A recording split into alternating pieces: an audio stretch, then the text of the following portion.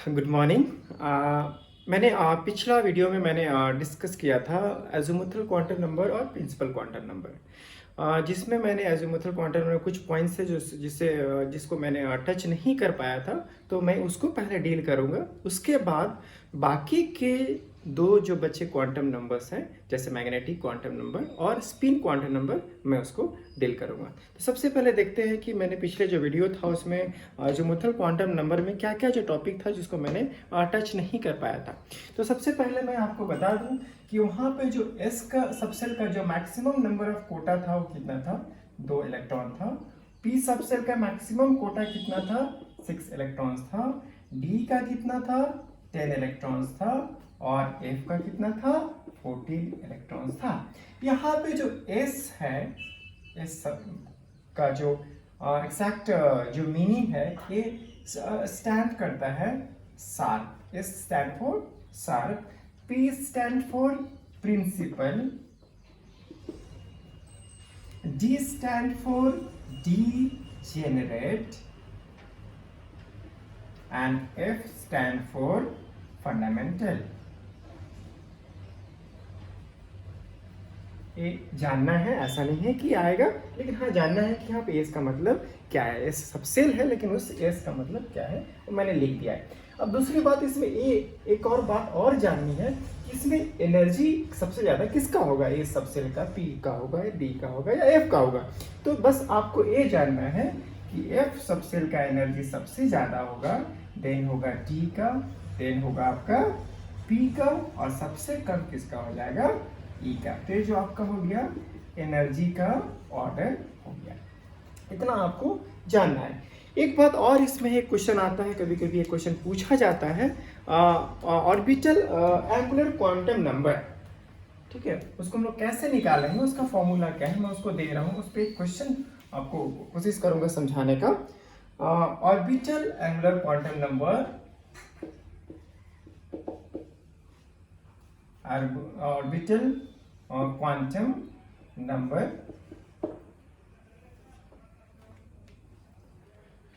जिसको फॉर्मुलाइज्ड किया गया है म्यू एल से, इसका टू होता है under root L, L plus 1 H by 2 जैसे ये हो गया आपका formula orbital quantum number and quantum number निकालने का। जैसे हम लोग इसको ये भी बोल सकते हैं कि आपका हो गया ऑर्बिटल एंगुलर मोमेंटम।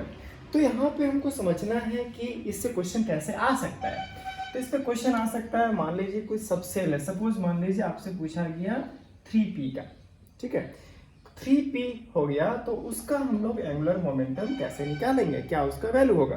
तो 3 यहाँ पे आप जान रहे हैं क्या है, तो आपका प्रिंसिपल क्वांटम नंबर है।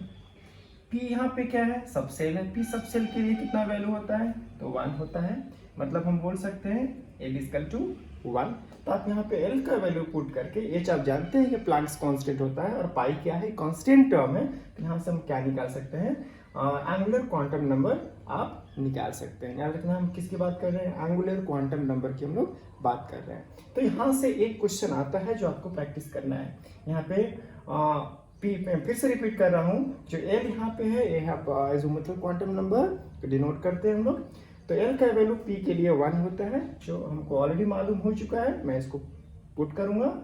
एच का प्लैंक्स कांस्टेंट होता है, इसका वैल्यू होता है 6.6 इंटू 10⁻⁻34 जूल सेकेंड, जो यहाँ पे आपको पुट करना है। पाई का वैल्यू आप जानते हैं 3.14 होता है। ये सारे वैल्यू को पुट करके आप म्यू का वैल्यू निकाल सकते हैं, म्यू एल का वैल्यू निकाल सकते हैं। तो यहाँ से एक क्वेश्चन पॉसिबिलिटी है कि आ सकता है। अब जो मैं बात करने जा रहा हूँ, जो दो बचे हुए क्वांटम नंबर्स थे, मैं उनकी बात करने जा रहा हूँ।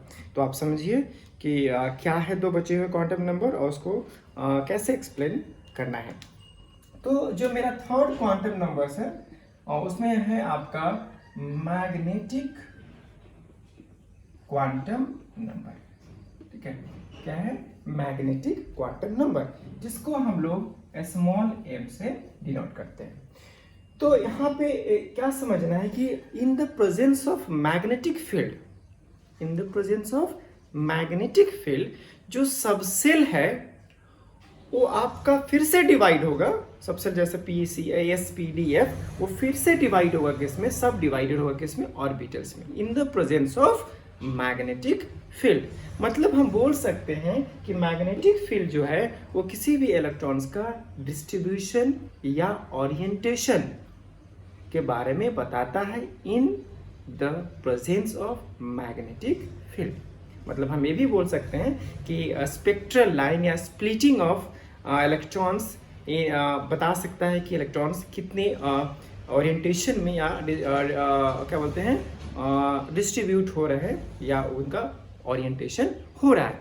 तो जो एम का वैल्यू है, ये जो वैल्यू है वो डिपेंड करता है एजिमुथल क्वांटम नंबर पे। इसका जो वैल्यू होता है -L इंक्लूडिंग 0 से +L के बीच में, हमेशा जो वैल्यू होगा इसी के बीच में होगा, -L इंक्लूडिंग 0 से +L तक।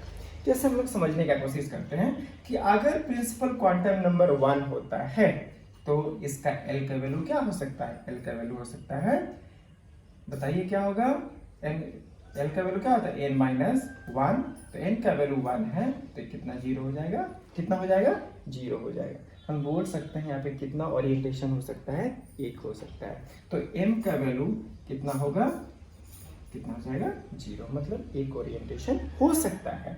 अगर हम n का वैल्यू क्या लेते हैं, 2 लेते हैं, तो L का वैल्यू मैं डायरेक्ट लिख देता हूँ, L का वैल्यू कितना होगा, 1 होगा, तो m का वैल्यू कितना हो जाएगा, तो हो जाएगा -1 0 +1, मतलब कितना ओरिएंटेशन यहाँ पे हो सकता है, 3 ओरिएंटेशन हो सकता है। इलेक्ट्रॉन्स का जो डिस्ट्रीब्यूशन होगा वह 3 तरह से हो सकता है। जिसका शेप की हम बात करें तो जो ये इसका शेप जो होगा ये इस तरह से होगा, मान लीजिए इसको x एक्सिस है, y एक्सिस है और ये हो गया z एक्सिस हो गया, तो ये हो गया x y एंड z। तो ओरिएंटेशन तुम्हारा आपका क्या होगा, इसको हम बोलते हैं स्फेरिकल, ठीक है। अगर हम यहाँ पे बात करें तो इनका ओरिएंटेशन 3 तरह से होगा और उस ऑर्बिटल्स का नाम दिया गया है। ओरिएंटेशन इनका 3 में होगा, हो गया px हो गया, py हो गया और pz हो गया। मतलब इस सब सेल का 3 ऑर्बिटल होंगे, px py एंड pz। तो इसका भी आप सेप बना सकते हैं, मैं कोशिश करता हूँ बनाने का।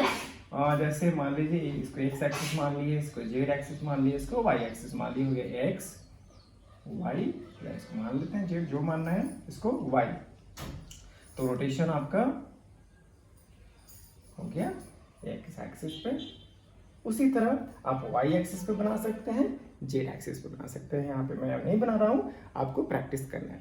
अब मैं बात करता हूँ, सपोज n का वैल्यू आपने 3 ले लिया तो l का वैल्यू कितना होगा, L का वैल्यू आपका हो जाएगा 2, तो m का वैल्यू क्या हो जाएगा, -2 -1 0 +1 एंड +2। मतलब यहाँ पे जो सबसेल है वह कितना हो जाएगा, सबसेल है जो डिवाइड कितने ऑर्बिटल्स में हो गए, 5 ऑर्बिटल्स में, मतलब 5 तरह से वहाँ ओरिएंटेशन हो सकता है। तो कौन कौन तरह से हो सकता है, हो सकता है dx2 या बोलने सॉरी माफ करिएगा, dxy dyz dzx, इसके लिए मैं यहाँ लिख रहा हूँ dx2 y2, इसके लिए मैं यहाँ लिख रहा हूँ dz2।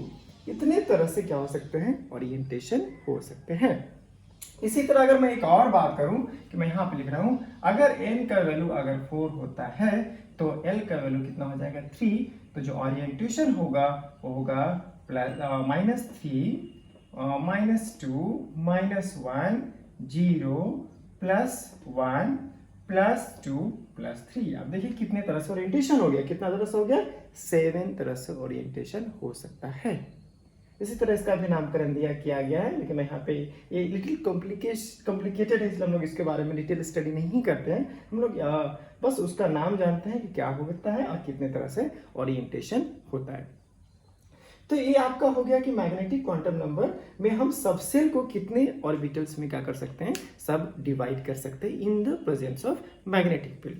अब यहाँ पे क्वेश्चन क्या हो सकता है कि जो ऑर्बिटल्स हैं सबसेल जो डिवाइड हुए ऑर्बिटल्स में, किसी भी ऑर्बिटल्स में मैक्सिमम कितना इलेक्ट्रॉन्स हो सकते हैं, मतलब मेन सेल एनर्जी से जो ऑर्बिटल्स निकला उस ऑर्बिटल में कितना इलेक्ट्रॉन्स हो सकते हैं। तो मैं उसको बताने की कोशिश करता हूँ कि मैक्सिमम कितना इलेक्ट्रॉन्स जो है ऑर्बिटल्स में हो सकते हैं।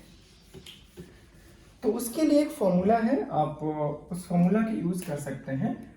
मैं यहाँ पे बात कर रहा हूँ क्या, किसी भी ऑर्बिटल्स में मैक्सिमम कितना इलेक्ट्रॉन्स हो सकते हैं। उसके लिए फॉर्मूला क्या है, एन स्क्वायर। जैसे मान लीजिए एन का वैल्यू 1 हो गया तो कितना हो जाएगा एन का स्क्वायर।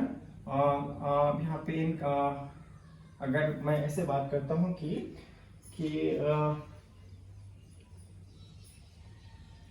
हाँ एन का वैल्यू 1, एन का वैल्यू मैंने एन 1 ले लिया, तो नंबर ऑफ ऑर्बिटल्स कितना हो सकते हैं, नंबर ऑफ ऑर्बिटल्स कितना हो सकते हैं। तो पुट करिए फॉर्मूला पे, एन का स्क्वायर 1 का स्क्वायर, मतलब कितने ऑर्बिटल हो सकते हैं 1। तो हम लोग इसी को लिखते हैं 1s। ठीक है, अगर n का वैल्यू क्या ले लिए 2 ले लिए, तो नंबर ऑफ ऑर्बिटल्स कितना होंगे, तो फॉर्मूला पे पुट करिए, कितना है n का वैल्यू 2 का स्क्वायर, तो कितना हो गया 4। तो 4 कौन कौन हो सकता है, तो n का वैल्यू 2 है तो हो जाएगा 2s, फिर क्या हो जाएगा 2p, और क्या हो सकते हैं इसमें 2p के हो गया 2px 2py 2pz, तीनों होंगे 2px 2py एंड 2pz, ये तीनों होंगे यहाँ पे। अगर हम उसी तरह और आगे कोशिश करते हैं बनाने का, n का वैल्यू अगर 3 लेते हैं तो क्या हो सकता है यहाँ पे नंबर ऑफ ऑर्बिटल्स, तो देखते हैं, तो 3 का कितना हो जाएगा 9, तो टोटल यहाँ पे n का वैल्यू 3 है, स्टार्ट करेंगे 3 से, 3s हो गए, 3p के तीनों होंगे 3px 3py 3pz, और 3p के बाद क्या आता है आपका 3d आते हैं। तो 3d के जो थे कौन कौन थे, 3dxy 3dyz 3dzx 3dx2y2 and 3dz2। तो देखिए टोटल 9 है कि नहीं, 1 2 3 4 5 6 7 8 9, तो टोटल ऑर्बिटल्स कितना हो सकते हैं 9, अगर n का वैल्यू 3 लेते हैं। यहाँ पे एक चीज और क्या मार्क करना है कि अगर आप n का वैल्यू जैसे 4 लेते हैं तो आएगा 16, लेकिन इतना याद रखना है कि जो टोटल नंबर ऑफ ऑर्बिटल्स होंगे वह 16 से ज़्यादा नहीं हो सकते हैं, मतलब नॉट मोर देन 16। ये मार्क करके रखना है कि जो नंबर ऑफ ऑर्बिटल्स है वो 16 से ज़्यादा नहीं हो सकते। तो यहाँ पे मैग्नेटिक क्वांटम नंबर खत्म होता है। अब मैं मूव करता हूँ अगले क्वांटम नंबर पे, जिसका नाम है स्पिन क्वांटम नंबर।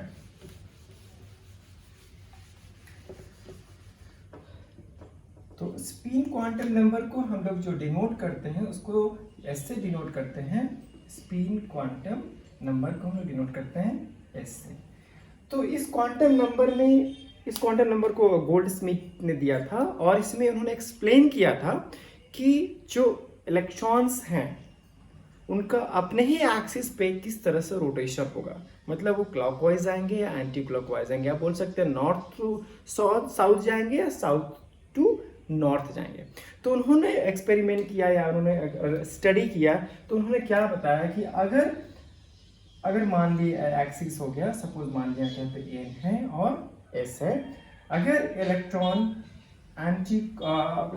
क्लॉकवाइज घूम रहा है, किस तरह से घूम रहा है, क्लॉकवाइज घूम रहा है, और यहाँ पे हम कैसे लिखा है, मैंने नॉर्थ टू साउथ लिखा है, कैसे मूव कर रहा है नॉर्थ टू साउथ।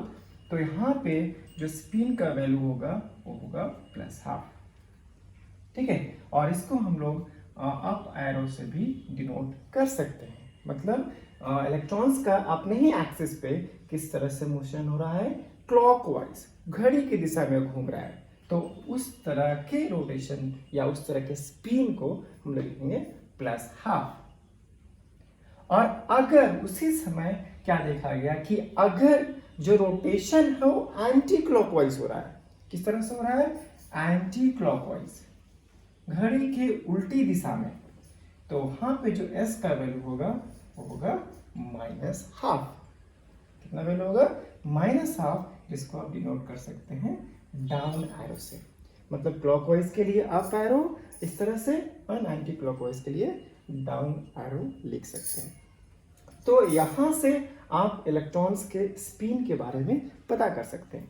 और यहाँ पे क्या जानना है कि यहाँ पे भी मैं क्वांटम एंगुलर क्वांटम नंबर जैसे मैंने निकाला था एज़ीमुथल क्वांटम नंबर में, उसी तरह यहाँ पे स्पिन क्वांटम नंबर भी उसका निकाल सकते हैं।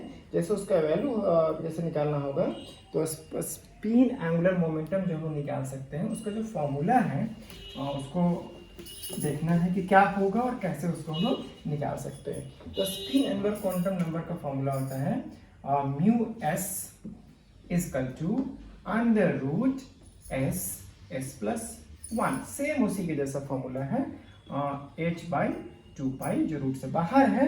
यहाँ पे जो s का वैल्यू है वो क्या होगा, प्लस हाफ। s का वैल्यू क्या होगा, प्लस हाफ। h का वैल्यू मैंने ऑलरेडी बता चुका हूँ। तो यहाँ से आप स्पिन एंगुलर मोमेंटम क्या कर सकते हैं, निकाल सकते हैं। हो सकता है यहाँ से भी आपको क्वेश्चन एक दिया जा सकता है, तो आप इस पर प्रैक्टिस करेंगे तो यहाँ से आप आंसर निकाल सकते हैं। यहाँ पे दो चीज और क्या जानना है कि अगर इलेक्ट्रॉन्स का जो स्पिन है, ठीक है, इलेक्ट्रॉन का स्पिन ऑर्बिटल्स में अगर दोनों का डायरेक्शन एक ही जैसा है, मान लेते हैं दोनों का डायरेक्शन क्लॉकवाइज है, तो हम लोग इसको बोलते हैं कि स्पिन कैसा हो रहा है, तो स्पिन पैरेलल हो रहा है। कैसा स्पिन हो रहा है, पैरेलल। अगर उसी समय हम सपोज मान लीजिए कि इलेक्ट्रॉन का एक जो स्पिन है वो क्लॉकवाइज है और दूसरा जो स्पिन है वो कैसा है, एंटी क्लॉकवाइज है, तो हम लोग बोलेंगे कि यहाँ पे स्पिन कैसा हो रहा है, तो स्पिन पेयर्ड हो रहा है। याद रखना है इसको कि ये पैरेलल स्पिन के लिए हो गया और ये हो गया स्पिन पेयर्ड के लिए। तो यहाँ से आपको स्पिन क्वांटम नंबर क्या होते हैं, खत्म होते हैं। तो यहाँ से आपको क्वेश्चन क्या आ सकता है, आपको पूछा जाएगा कि सपोज कोई सब सेल का नाम दिया जाएगा या कोई भी ऑर्बिटल्स का नाम दिया जाएगा या कन्फिग्रेशन लिखा रहेगा, उसमें आपको कुछ बताना होगा कि उसका प्रिंसिपल क्वांटम नंबर क्या है, एज़ीमुथल क्वांटम नंबर क्या है, मैग्नेटिक क्वांटम नंबर क्या हो सकता है और स्पिन क्या हो सकता है। तो यहाँ से पॉसिबिलिटी होती है कि इस चारों क्वांटम नंबर को मिला के एक या दो क्वेश्चन आते हैं। तो आप इसको प्रैक्टिस करें और समझें, निकालें कि अगर सपोज ऐसा क्वेश्चन अगर मान लेते हैं, एक एग्जांपल कोशिश करता हूँ समझाने का, जैसे कि n का वैल्यू सपोज 3 है, n का वैल्यू क्या है, 3 है, तो l का वैल्यू क्या हो सकता है, l का वैल्यू हो सकता है 0 1 2। ये वैल्यू हो सकते हैं, l का वैल्यू 0 भी हो सकता है, 1 भी हो सकता है, 2 भी हो सकता है। तो अगर l का वैल्यू 0 हो गया तो कौन सा सब सेल हो गया, s, 1 के लिए p और इसके लिए क्या हो गया, d सब सेल यहाँ पे हो गए। ठीक है, तो अगर हम इसको लिखना चाहें m का वैल्यू, तो m का वैल्यू क्या हो जाएंगे 0। यहाँ पे अगर हम लोग लिखना चाहें तो क्या हो सकते हैं, m का वैल्यू हो सकता है -1 0 +1। उसी तरह जब आप यहाँ लिखना चाहें तो क्या हो सकता है, m का वैल्यू, m का वैल्यू होता है -2 -1 0 +1 एंड +2। आप समझ रहे हैं कि यहाँ पे क्या हो सकता है और कैसे हो सकता है, मैंने एक एक्सप्लेन करने की कोशिश किया है। तो s का क्या हो जाएगा, स्पिन क्या हो जाएगा, यहाँ पे हो जाएगा +12 -12।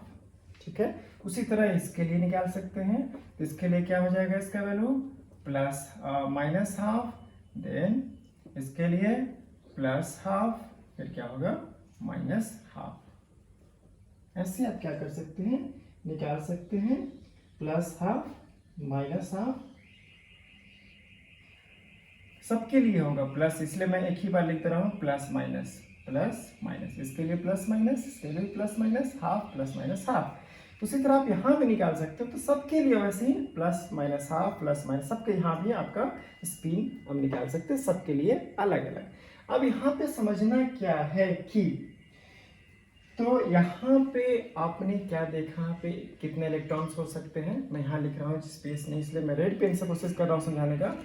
यहाँ पे कितने इलेक्ट्रॉन्स हो गए, 2, टोटल इलेक्ट्रॉन्स कितने हो गए 2। यहाँ पे कितने हो गए, 1p है, तो हो गया आपका 2 2 4 2 6, सब में 2 इलेक्ट्रॉन होते हैं। यहाँ टोटल इलेक्ट्रॉन्स कितने हो गए? 6 इलेक्ट्रॉन। यहाँ पे कितना हो गए?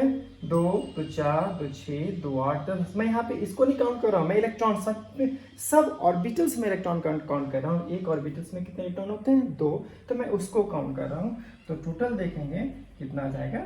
3 इलेक्ट्रॉन्स। हर ऑर्बिटल में 2 इलेक्ट्रॉन्स होते हैं। तो पहला ऑर्बिटल्स के लिए मैंने ऐसे किया, ऐसे अगर इसको बनाते हैं सपोज, ये हुआ 1 2 3 4 5, इसमें 2 इलेक्ट्रॉन्स हैं, ठीक। तो इसके लिए मैंने काउंट किया 2, इसमें 2 2, सब में तो कितना हो गए? 3 इलेक्ट्रॉन्स, ठीक। हर ऑर्बिटल्स में 2 इलेक्ट्रॉन्स हैं। तो टोटल इलेक्ट्रॉन्स अगर आप काउंट करें कितने हो गए? 18 इलेक्ट्रॉन्स। मतलब n का वैल्यू अगर 3 हुआ तो कितना उसमें इलेक्ट्रॉन्स टोटल हो सकते हैं? 80।